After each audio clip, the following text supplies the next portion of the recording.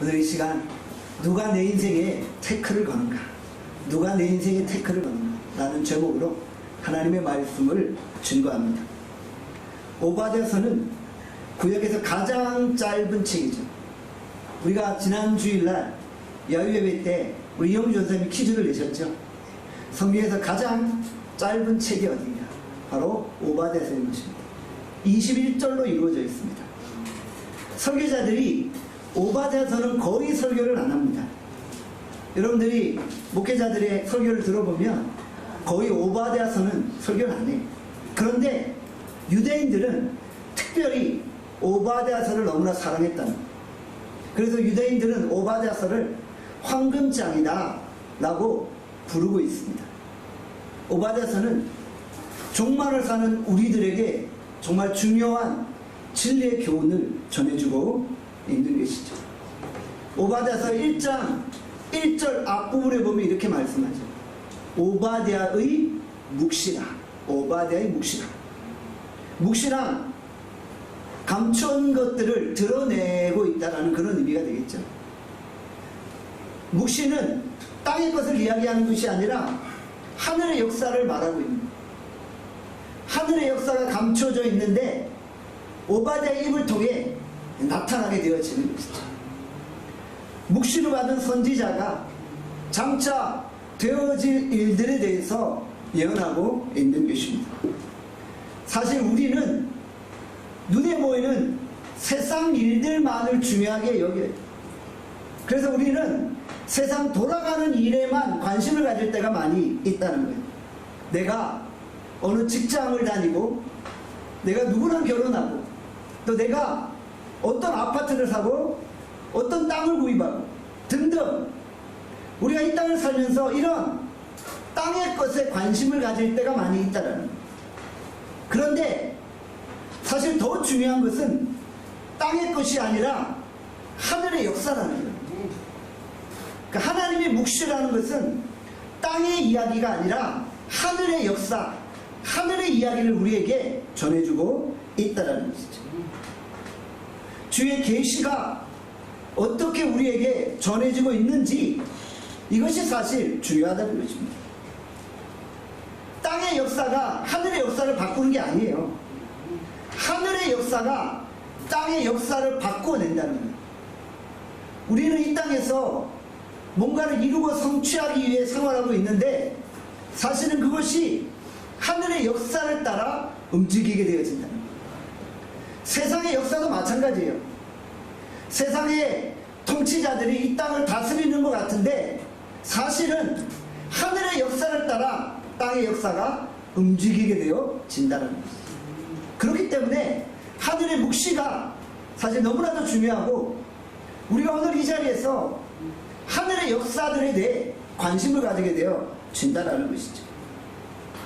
오늘 우리가 왜 모였어요? 진로 문제, 건강 문제, 가정 문제 때문에 모였나요? 이런 것들이 우리의 주요 관심사인가요?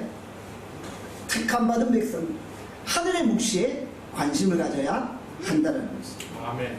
오바댜는 에돔에 대한 하나님의 심판을 선언하고 있습니다. 그러니까 오바댜서는 에돔을 심판하겠다는 하나님의 계시를 보여주고 있는 거예요. 에돔은 누구입니까? 에서의 후손이죠. 에돔은 이스라엘과 형제 관계에 있었어요. 에서의 후손이 에돔이고 야곱의 후손이 이스라엘인 거잖아요.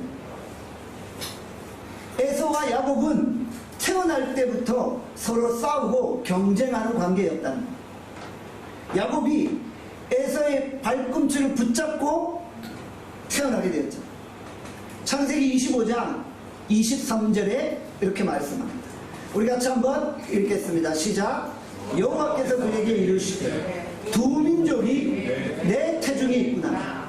두 민족이 내 복중에서부터 나누이리니 이 민족이 저 민족보다 강하겠고 큰 자가 어린 자를 섬기리라 하셨더라. 우리 25장 26절도 한번 읽어봅시다. 26절 시작.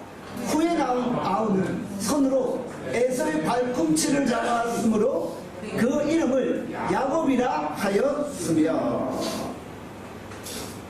어머니 뱃속에서부터 두 민족이 서로 싸우고 갈등하고 있는 거예요. 에서와 야곱이 서로 갈등하고 있는 거예요. 그러다가 에서가 먼저 나오니까 야곱이 에서의 발꿈치를 붙잡고 뒤따라 나오게 됐다. 이거 무엇을 의미해요? 서로 경쟁 관계였다는, 서로 형제지만 피 터지게 싸우는 경쟁 관계였다는 거죠.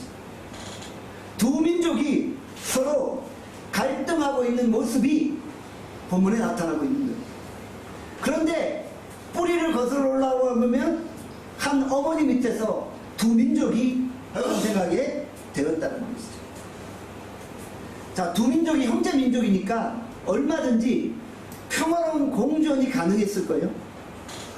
평화롭게 함께 공동체 생활을 할 수도 있잖아요. 그런데 현실은 정반대였다는 것이죠. 형제끼리 서로 갈등하고 시기하고 싸우고 피 터지게 경쟁하고 있는 거예요. 오늘 이 사회가 그러합니다. 우리가 사는 사회가 경쟁 사회입니다. 남을 짓눌러야만 내가 성공할 수 있는 거예요. 남을 이겨야만 내가 승리할 수 있는 거예요. 그러다 보니까 치열한 경쟁 사회 속에서 서로 피 터지게 싸우고 갈등하고 있다는 것이죠. 저희 가정에는 딸이 하나예요. 저는 딸이 한 명입니다. 그래서 집에서 싸울 일이 없어요. 한 명인데 뭐하러 싸우겠어요. 그런데 자녀가 두 명인 가정만 돼도 형제 자매끼리 그렇게 싸운다고 합니다.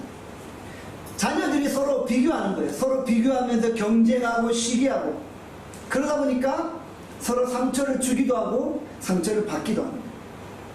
누가 더 예쁘냐를 가지고 자매들이 싸우는 거예요. 누가 더 똑똑하냐, 누가 더 잘났냐, 누가 더 공부를 잘하냐, 이런 거 가지고 서로 경쟁하고 싸우고 갈등한다. 그러면서 우월의식을 가지기도 하고 열등의식을 가지기도 한다는 거예요. 여러분들도 가정에서 다 그런 경험이 있으실 거예요. 외동이 아니신 분들은 다 그런 경험을 하실 거예요. 부모와 자녀 사이에는 경쟁하지 않아요. 부모와 자녀가 서로 경쟁하지 않아요. 딸이 엄마보다 예쁘면 엄마가 밤에 딸 입을 뒤집어 쓰고 막 때리고 구박하고 이러지 않아요. 딸과 엄마는 경쟁 관계가 아니에요. 딸이 엄마보다 더 예쁘다 그러면 엄마는 괜히 마음이 흐뭇해지고 기분이 좋아져요. 그런데 딸과 딸은 그렇지 않다는 것이죠. 언니나 형이 언제나 내 인생에 태클을 거는 거예요. 언니나 형이 내 인생을 방해하는 경우가 많이 있다는 거죠. 형제들끼리 갈등하는 관계에 있는 분들은 오바댜서를 잘 한번 읽어봐야 돼요. 왜냐하면 에돔은 이스라엘의 형제 관계였기 때문에. 그런데 에돔이 늘 형제 관계에 있었던 이스라엘을 괴롭히고 태클을 걸고 있는 거예요. 이방 민족이 모압과 암몬은 이스라엘 민족을 자주 괴롭혔어요. 그것은 이해가 돼요. 핏줄이 다른 민족이니까. 그런데 형제 나라인 에돔이 계속 이스라엘을 괴롭히고 있는 거예요. 그러니 얼마나 속 터지겠어요. 형제인데, 핏줄인데. 지금 유다가 바벨론에 의해 멸망당했죠. 그런데 형제 에돔이 유다의 멸망에 동조하고 있는 거예요. 바벨론이 유다를 멸망시킬 때 에돔이 뒤에서 바벨론을 도와주고 있는 거예요. 바벨론이 유다를 멸망시키는데 에돔이 힘을 보태주는 거예요. 동조해주고 있는 거예요. 한국 속담에 이런 표현이 있잖아요. 한국말에 이런 표현이 있잖아요. 때리는 시어머니보다 말리는 시누이가 더하다. 시누이같이 역할을 하고 있는 거예요. 에돔이 시누이처럼 아닌 척하면서 더 괴롭히고 더 태클을 거는 거예요. 말리는 척하면서, 싸움을 말리는 척하면서 더 집요하게 조직적으로 괴롭히고 있는 거예요. 에돔이 유다가 바벨론에 의해 멸망당할 때 속으로 기뻐하면서 쾌재를 부르고 있는 거예요. 이게 에돔이었다. 우리가 지난 주간까지 새벽마다 예레미야 애가를 살펴보았잖아요. 예레미야 애가에 보면은 예레미야가 민족의 아픔을 놓고 얼마나 탄식하며 기도하고 있었어요. 바벨론이 자기 민족 유다를 멸망시킬 때 정말 창자가 끊어지는 아픔 속에 회개하며 기도하고 있는 거예요. 눈에서 시냇물이 흐르듯 눈물을 쏟아내며 민족의 아픔을 위해 기도하고 있는 거예요. 아이들이 길거리에서 기진맥진하여 방황하는 모습을 보며 탄식하지 않을 수 없었던 거예요. 젊은이들은 바벨론에게 끌려가 강제 노역을 하고 있는 거예요. 여인들은 바벨론에 처참하게 유린당하고 있는 거예요. 이런 민족의 아픔을 보면서 예레미야가 탄식하고 있어요. 너무 괴로워서 고통하고 있는 거예요. 그런데 그런 형제 민족의 아픔을 보면서 에돔은 속으로 쾌재를 부르는 거예요. 기뻐하고 즐거운, 잘됐다고 박수를 치고 있다라는 거예요. 이러니 얼마나 유다 입장에서는, 이스라엘 입장에서는 마음이 아프겠어요.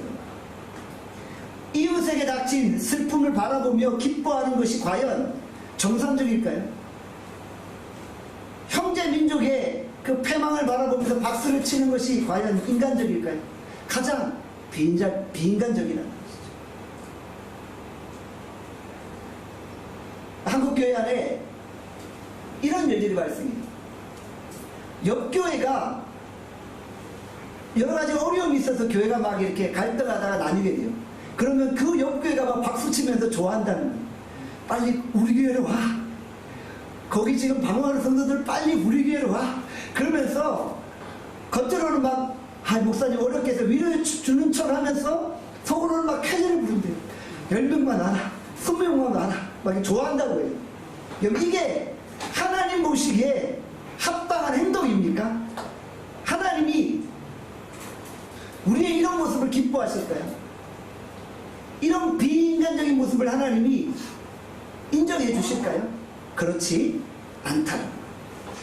여러분들, 이 오바댜서는 형제 나라를 사랑하지 않았던 에돔에 관한 하나님의 심판을 선언하고 있다는 거예요. 너희가 형제임에도 불구하고 왜 이렇게 형제를 죽이지 못해 안다느냐? 왜 이렇게 태클을 걸고 방해하고 괴롭히냐? 내가 에돔 너희를 가만두지 않겠다 라는 말씀이라는 거예요. 그러니까 에돔이라는 것은 결국은 하나님의 백성들을 대적하는 그런 대상을 상징적으로 보여주는 거예요. 그러니까 이 시대에 하나님의 백성들을 대적하는 그런 무리들을 에돔으로 상징하고 있는 거예요. 그러니까 하나님이 하나님의 백성들을 괴롭히는 자들을 향해 가만두지 않겠다. 그래서 내가 에돔을 심판하겠다. 여기 모두 다 하나님의 백성들이 앉아 있잖아요. 우리를 괴롭히는 에돔 같은 그런 무리들, 내 인생에 태클을 거는 자, 내 인생을 방해하고 나를 괴롭게 하는 자들을 향해 하나님이 심판하시겠다라고 선언하고 있다는 거예요. 오늘 설교의 제목이 뭡니까? 누가 내 인생에 태클을 거는가? 여러분 한번 생각해 보세요. 여러분의 인생에 지금 태클을 걸고 있는 자가 누구입니까? 직장 상사입니까? 동료인가요? 아니면 친척들인가요? 가족들인가요? 가족들이 내 인생에 태클을 걸 수도 있어요. 남편과 아내가 내 인생에 태클을 걸 수도 있어요. 누구인가요? 그러나 하나님은 그들의 그 악한 행위를 보고 계신다. 하나님이 불꽃 같은 눈동자로 선악간에 판단하고 계신다. 그리고 가장 의로우신 재판장인 하나님이 판단하시겠다. 걱정하지 말고 염려하지 마. 내가 대신 처리해 줄게 라고 말씀하고 계신다는 것이죠.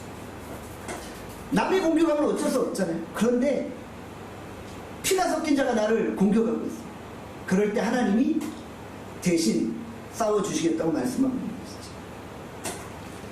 한나 옆에 누가 있었어요? 분인나가 있었죠. 한나에게 태클을 거는 인생은 누구였어요? 분인나였어요. 분인나 때문에 한나가 얼마나 괴로웠어요. 그런데 사실은 분인나가 한나의 스승이라는 거예요. 분인나 때문에 한나가 더욱더 하나님 앞에 나갈 수 있게 됐죠. 다윗에게 태클을 거는 사람이 누구였나요? 바로 사울이었죠. 사울은 항상 다윗의 태클을 거는 자였어요. 그런데 다윗은 사울 때문에 더욱더 하나님께 가까이 나아갈 수 있게 되었다는 것이죠. 하나님이 왜 우리에게 태클을 거는 사람을 붙여주셨을까요? 이유가 분명히 있겠죠. 왜 하나님이 내 인생에 태클을 거는 자를 붙여주셨을까요? 분명한 이유가 있어요. 왜요? 바로 나를 만드시려고 합니다. 나를 만드시려고 나에게 태클을 거는 자를 붙여주신 거예요. 나 인간 만들려고. 태클을 거는 존재가 꼭 사람일 필요는 없어요. 그렇죠? 육체에 질병이 있으시로 내 태클을 걸 수도 있어요. 그 어린 시절부터 지금까지 정말 내 인생을 괴롭혔던 그 고질병 같은 것들, 그것들이 내 인생의 태클이 될 수 있는 거죠. 조금 뭐 일하려고만 하면 정말 육체의 연약감 때문에 자꾸 지치고 피곤하고 일을 할 수가 없는 거예요. 그것이 내 인생의 태클이 될 수도 있는 거예요.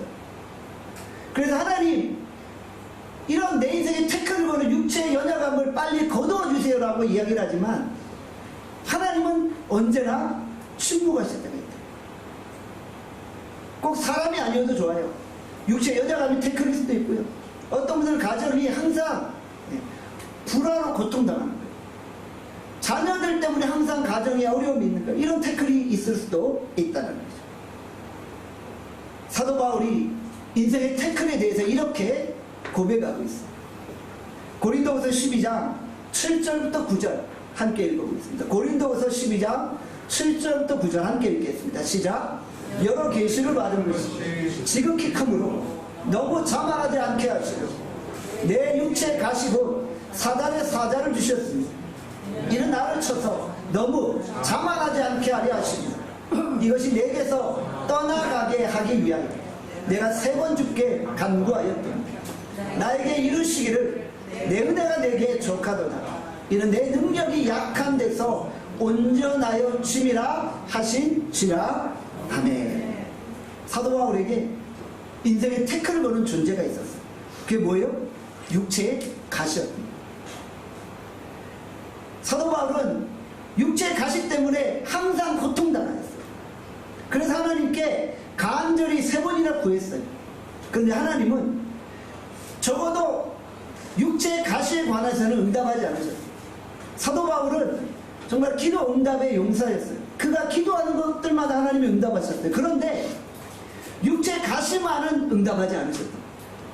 내 인생의 태클을 거는 육체의 가시만은 응답하지 않으셨어요. 그러면서 뭐라고 말씀하셨어요? 너로 너무 자만하지 않게 하노라. 사도 바울은 하늘의 계시를 경험했어요. 그는 삼천 쪽에도 다녀왔고 하늘의 신비한 것들을 바라보는 그런 놀라운 영적 체험을 가지고 있었어요. 그가 정말 육체의 가시가 없었다면 하나님 앞에 교만할 수 있었던 거예요. 그래서 하나님은 그에게 육체의 태클을 허락하셨어요. 그래서 교만하지 않게 하셨다는 거예요. 사도 바울이 이렇게 생각했죠. 육체의 가시만 없었다면 내 인생이 얼마나 행복했을까. 이것만 없으면 내가 정말 즐거울 텐데. 여러분들, 그런데 그게 없으면요 하나님의 뜻에 빗나갈 수 있습니다. 이것이 연약한 인간이라는 거예요. 내 인생에 태클을 거는 존재가 없었다면 내가 더 신앙생활 잘할 것 같은데 오히려 하나님으로부터 멀리 떠날 수 있다는 거예요. 이것이 인간의 연약함이에요. 그래서 하나님이 우리 인생에 육체의 가시, 육체의 연약함을 허락하셨다. 제가 우리 성도들의 가정을 쭉 살펴보면 다 한두 가지 인간의 연약함들이 있어요. 저 가정은 정말 아무 문제가 없을 것 같은데 자세히 들여다보면 뭔가 육체의 태클입니다. 가정이 평안한 것 같은데 보면은 자녀가 속을 썩여요. 자녀가 육체의 태클입니다. 어떤 분들은 다 평안한데 재정적인 어려움이 있는 거예요. 뭐 갈등이 있는 거예요. 뭐 이런 다 육체의 태클들이 있다. 여러분들, 우리가 그것 때문에 하나님을 더 찾게 되잖아요. 그래서 하나님을 더 의지하게 되잖아요. 가운데서 하나님의 능력이 우리 가운데 머물게 되었죠. 본문에 보니까 내 능력이 약한 데서 온전하여졌다 라고 말씀하죠. 바로 나의 육체의 가시 때문에 내가 하나님을 찾게 되고, 그래서 하나님의 능력이 내게 머물게 되어진다. 하나님의 능력으로 내가 충천하게 되어진다는 것이죠. 여러분, 그래서 우리는 에돔과 같은 육체의 가시, 에돔과 같은 나를 태클 거는 자들을 오히려 불쌍히 여겨야 됩니다. 그들을 오히려 불쌍히 여겨야 됩니다. 왜냐하면요, 그들은 나를 태클 거는, 나에게 태클 거는 사명을 가지고 이 땅에 태어난 거예요. 그렇게 하나님 앞에 쓰임받는 거예요. 그러다가 자신의 쓰임이 다하면 하나님이 심판하십니다. 에돔이 결국 이스라엘에게 태클 거는 존재가 되었지만 그들이 결국 하나님의 심판을 받게 되었잖아요. 그들은 자신의 교만으로 말미암아 심판받을 수밖에 없었던 것입니다. 오바댜의 핵심 주제가 뭐라고요? 형제를 사랑하지 않았던 에돔에 관한 하나님의 심판이라고. 하나님은 형제를 괴롭히고 형제를 태클 걸었던 그 민족을 향해서 결국 심판의 회초리를 드셨던 것이죠. 에돔은 자신이 괴롭혔던 유다로 말미암아 심판을 받게 되어지는 것이죠. 오늘 본문 1장 1절 뒷부분 한번 살펴보도록 하겠습니다. 오바댜서 1장 1절 뒷부분 제가 읽도록 하겠습니다. 우리가 여호와께로 말미암아 소식을 들었나니 곧 사자가 나라들 가운데 보내심을 받고 이르기를 너희는 일어날지어다. 우리가 일어나서 그와 싸우자 하는 것이니라. 아멘. 자, 우리 본문 한번 보세요. 오바댜가 하나님의 계시를 받았어요. 가장 앞부분에 오바댜의 묵시다라고 말씀했죠. 그 계시가 어떤 것이에요? 천상에서 이루어지는 그런 사건들이 눈에 보이고 하늘에 천상 회의가 눈에 보인 거예요. 사자들이 나타나요. 사자들은 누구예요? 천사들. 천사들이 각 나라 가운데 보내심을 받은 거예요. 천사들이 열강을, 강대국을 충동지시키는 거예요. 그래서 어떻게 해요? 열강들, 강대국들이 일어나서 에돔을 치라 라고 충동지시키는 거예요. 하나님이 천사들 보내신 거죠.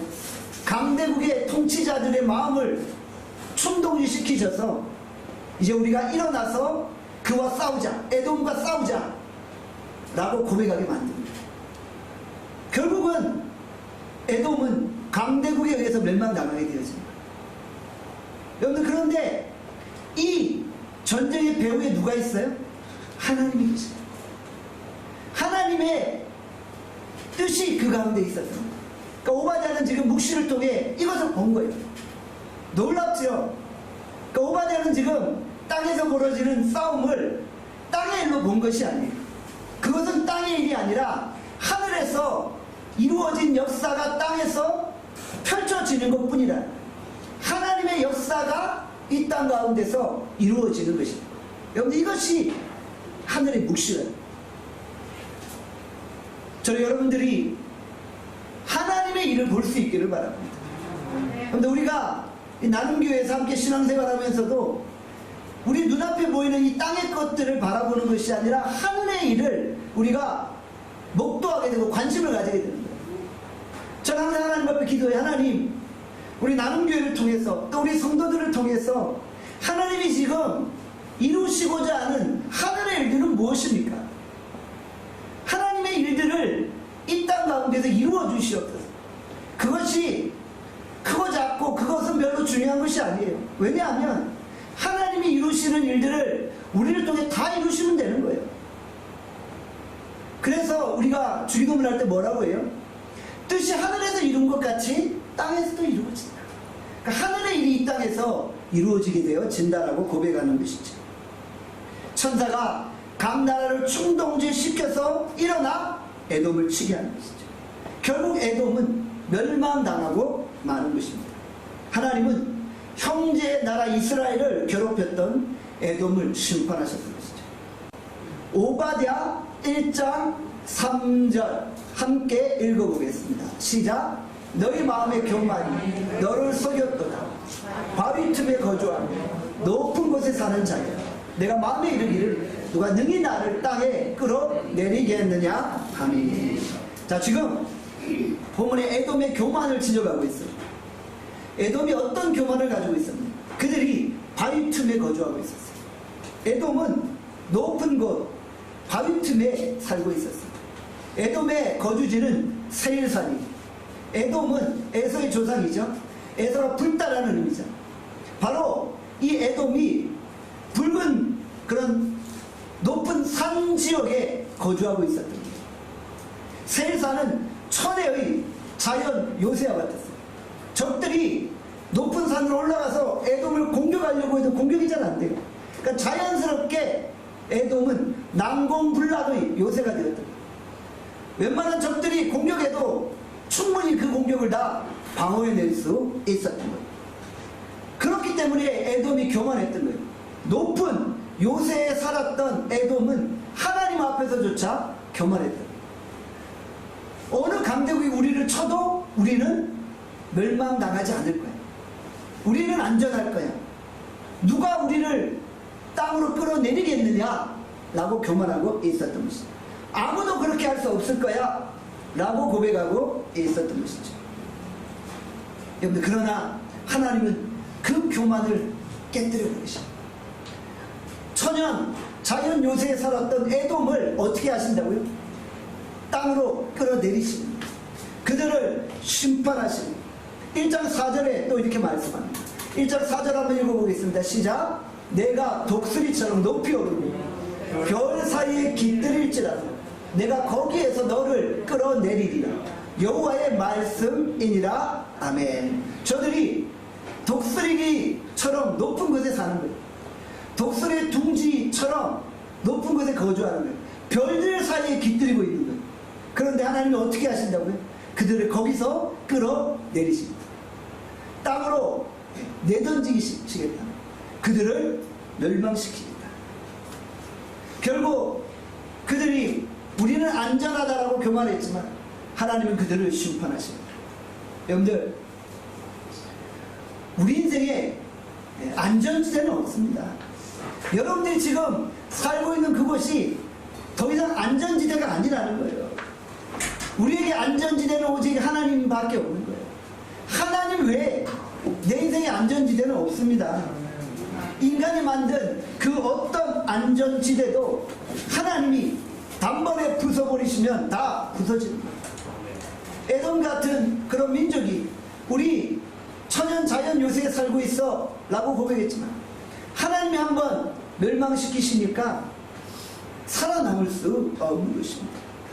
하나님이 무너뜨리시면 그 어떤 견고한 요새도 다 무너집니다. 사실은 에돔이 하나님 앞에 어리석었던 것이죠. 교만했던 것이죠. 물리적인 힘만 키운다고 안전지대가 아닙니다. 하나님과 함께하지 아니하면 우리는 추락하고 마는 것입니다. 하나님은 오히려 교만한 자들은 끌어내리십니다. 하나님은 거만한 자들은 오히려 심판하시는 겁니다. 베드로전서 5장 5절에 이렇게 말씀합니다. 베드로전서 5장 5절 제가 읽겠습니다. 하나님은 교만한 자를 대적하시되 겸손한 자들에게는 은혜를 주시느니라. 우리가 하나님 앞에 교만하면 하나님이 대적하시죠. 하나님이 대적하시면 우리가 어떻게 살겠어요? 그런데 겸손한 자에게 은혜를 베풀어줍니다. 누가 내 인생에 태클을 걸고 있나요? 왜 하나님이 그 태클을 우리에게 허락하셨나요? 우리로 너무 자만하지 않고 겸손하게 하십니다. 겸손하게 하셔서 하나님을 의지하게 하는 거예요. 겸손히 하나님 앞에 엎드릴 때 우리의 약함으로 인하여 하나님의 능력이 우리 가운데 머물게 되어 준다는 것입니다. 우리가 육체 가시가 없고 태클 거는 인생이 없었다면 하나님 앞에 교만했을 거예요. 하나님을 의지하지 아니하고 다른 것 의지했을 거예요. 하나님 외에 다른 것 의지하는 것이 교만입니다. 그런데 우리가 우리가 육체의 가시 때문에 태클 거는 그 애동 때문에 우리가 하나님을 더 의지하게 됩니다. 우리의 인생의 무게중심이 하나님께 있는 거예요. 우리는 도울 힘이 없는 어떤 인생도 의지하지 않습니다. 우리는 사람을 의지하지도 않고 사람을 신뢰하지도 않습니다. 우리가 사람을 의지하면 하나님은 우리가 의지하는 그 사람을 떠나보내십니다. 그 사람을 거두어 가십니다. 그래서 하나님께만 집중하게 하십니다.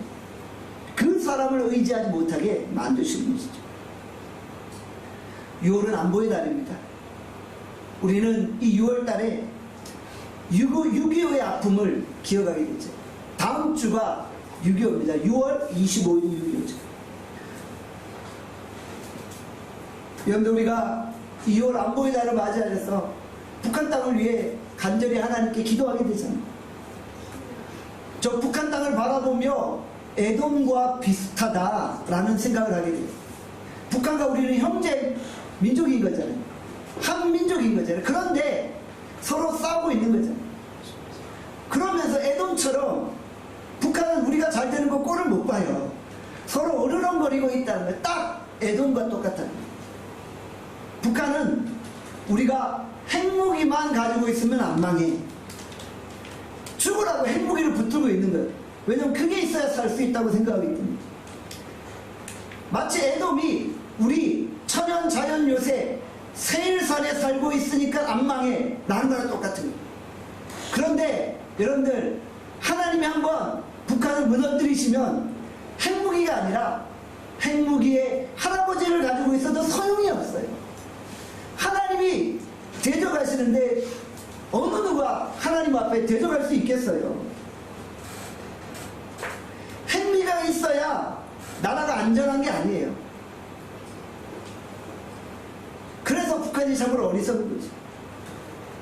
여러분들, 정말 하나님 안에서 우리가 안전할 수 있는 거예요. 하나님이 안전지대입니다. 핵무기가 안전지대가 아니라 하나님이 안전지대임을 우리가 고백해야 됩니다. 하나님은 에돔은 멸망시키시고 이스라엘은 구원해내셨다. 에돔은 하나님의 눈으로 형제 이스라엘을 바라보지 않았던 것이죠. 우리가 세상의 시각이 아니라 하나님의 시각으로 세상을 바라봐야 됩니다. 우리가 내 눈으로 형제를 바라보는 것이 아닙니다. 우리가 하나님의 눈으로 형제를 바라보는 거예요. 만약 우리가 하나님이 인정하는 사람을 대적한다면 우리는 하나님을 대적하는 거예요. 이것이 하나님의 시각이라는 것이죠. 탕자 이야기를 아시죠? 탕자가 그리운 집으로 돌아옵니다. 탕자가 아버지를 만납니다. 그런데 탕자의 형은 돌아온 탕자를 보며 기뻐하지 않았어요. 오히려 탕자 형은 탕자를 싫어했어요. 아버지의 마음을 이해했다면 탕자의 형이 탕자를 싫어할 이유가 없잖아요. 그런데 아버지의 마음을 모르니 싫어했던 거예요. 여러분, 이것이 우리의 연약함일 수 있다는 거예요. 우리가 하나님의 마음으로 사람들을 바라보면 살아가게 되는데 인간의 마음으로 사람들을 바라보니까 시기하고 질투하고 경쟁하고 태클 걸고 그렇게 되어진다는 거예요. 요나단을 한번 살펴볼까요? 요나단은 다윗 왕의 친구였어요. 그렇죠? 요나단은 다윗의 친구였어요. 그런데 사실 요나단과 다윗은 경쟁 관계인 거예요. 왜냐하면 요나단은 사울 이어서 왕이 될 수 있는 후계자였던 거예요. 그렇기 때문에 요나단이 얼마든지 다윗을 시기하고 태클 걸 수 있었어요. 그런데 요나단은 알고 있었던 거예요. 하나님의 뜻이 다윗에게 있음을 알고 있었던 거예요. 그래서 다윗에게 태클 걸지 않고 오히려 다윗을 도와주고 그를 숨겨주고 그와 가까운 우정관계를 맺었던 것입니다. 오히려 사울은 다윗에게 왕권이 빼앗기는 것을 기뻐하지 않았죠. 사울도 다윗이 왕이 될 것을 알고 있었지만 하나님의 뜻을 인정하지 않았던 거예요. 그래서 다윗을 미워했던 것이죠. 여러분, 우리가 사람들을 인간의 눈으로 바라보는 것이 아니라 하나님의 눈으로 바라봐야 합니다. 그리고 우리는 하나님의 뜻 앞에 굴복하여 나가야 한다는 것이죠. 여러분, 우리가 인간적인 좋은 시각을 벗어날 수 있게 하나님의 뜻을 바라봅니다. 하나님의 일을 바라봅니다. 계시가 뭐라고요? 계시는 땅의 일이 아니라 하늘의 일이다. 우리가 이 땅에서 서로 막 경쟁하며 치고받고 싸우며 치열하게 살아가지만 우리가 그런 시각으로 이 땅을 바라보는 게 아니에요. 하나님의 뜻, 하나님의 계획, 하나님의 계시적인 관점으로 이 땅을 바라봅니다. 그리고 하나님이 인정하는 자를 우리가 인정하고 하나님이 대적하는 자를 우리가 대적해야 한다는 것이죠. 우리는 내 판단을 철저히 무시하고 하나님의 판단에 우리 인생을 맡기고 걸어가는 것입니다. 우리 인생에 안전지대는 없어요. 하나님의 안전지대는 없어요. 우리의 교만을 버립시다. 여러분들, 우리가 하나님 앞에서 형제 사랑에 힘씁시다. 서로 경쟁하고 갈등하고 서로 싸우는 것이 우리의 모습이 아닙니다. 이 세상은 치열한 생존 경쟁이에요. 싸워서 이겨야 돼요. 그러나 우리는 형제를 사랑하고 형제를 도와주는 역할을 합니다. 우리가 우리 주변 이웃들이 고통당하는 것을 즐거워하지 않기를 바랍니다. 옆집에 불이 나서 막 쾌재를 부르고 기뻐하지 않기를 바랍니다. 여러분들, 우리가 정말 하나님의 마음으로 이 땅을 바라보고 또 하나님의 시각으로 이 땅을 바라볼 수 있기를 원합니다. 우리가 정말 하나님의 말씀입니다. 교만하지 아니하고 하나님 의지하고 항상 하나님 사랑하며 걸어갈 수 있게 주님의 이름으로 축원합니다. 기도하겠습니다. 오늘 이 시간 주께서 우리에게 주신 말씀 생각하며 기도합니다. 하나님, 우리에게 모든 교만한 마음을 버리게 하여 주시고 하나님, 우리가 전적으로 하나님 의지하고 나가게 하여 주시오. 이 세상의 모든 안전지대는 다 헛것입니다. 하나님만이 안전지대입니다. 하나님만이 우리의 유일한 피난처십니다. 우리가 하나님께 피하게 하여 주시오. 내가 의지하고 내가 피난처라고 생각했던 것, 내가 의지했던 사람들, 내가 의지했던 그 모든 환경들 하나님은 다 거두어 가십니다. 하나님만 의지하게 하십니다. 우리가 이웃이 고통당할 때 도와주기를 원합니다. 이웃의 아픔을 즐기지 않게 하시고 형제 사랑하기 힘쓰게 하시고 하나님의 시각으로 이 땅을 바라볼 수 있게 하여 주시오.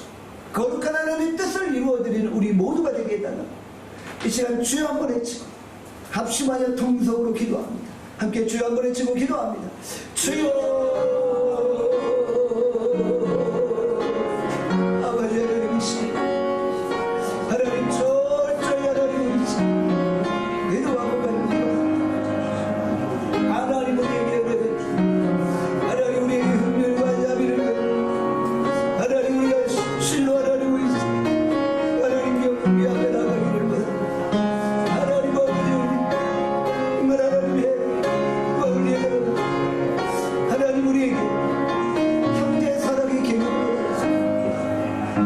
우리가 서로 경쟁 관계가 아니고 형제 관계, 예수 그리스도 피를 나눈 관계, 서로 하나 되고 협력하기에 힘쓰게 하여 주시기를 간절히 비옵시고 하나님, 우리가 내가 의지하는 것들을 주인 삼지 않기를, 하나님 내가 의지하는 것 때문에 교만하지 않기를, 왜 하나님이 우리에게 특별한 인생을 허락하시고 왜 우리에게 육체의 가시를 허락하시고 이것 때문에 하나님 의지하라는 것이고 이것 때문에 연약한 가운데 하나님의 능력이 내게 머물 수 있어. 하나님, 우리가 겸손히 하나님의 은혜를 하나님의 동심을 구하며 걸어가면 항상 눈 바라보고 신뢰하고 하나님의 영광을 걸어갈 수 우리를 붙들어 주시기를